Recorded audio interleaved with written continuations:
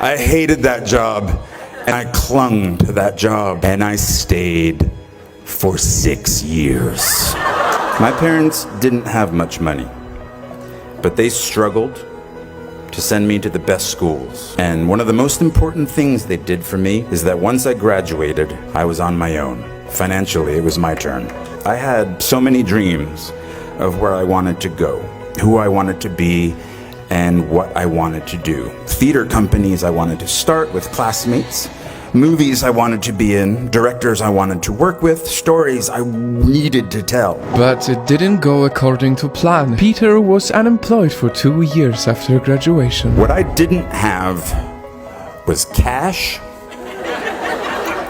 a bank account, a credit card, or an apartment.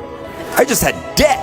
A big, hungry, growing larger every moment debt. I packed the life that I knew with socks and a toothbrush into my backpack, and I slept on couch after couch after couch after couch at friends' apartments in New York.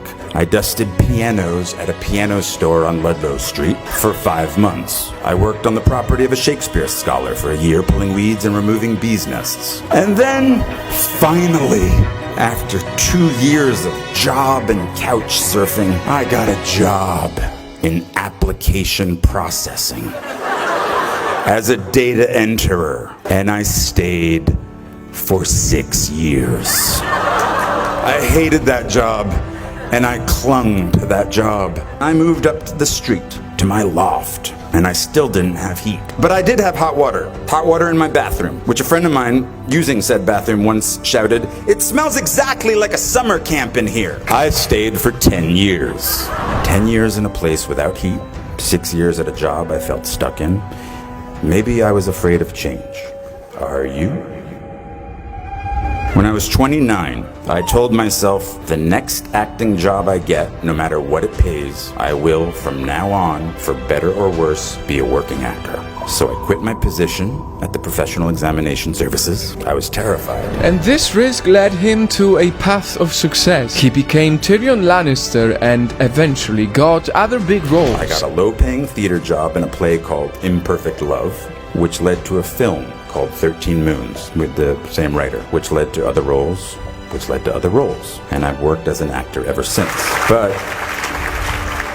I didn't know that would happen. Raise the rest of your life to meet you. Don't search for defining moments, because they will never come. The moments that define you have already happened, and they will already happen again. Just try not to wait until, like me, you're 29 before you find it. And if you are, that's fine too. Some of us never find it.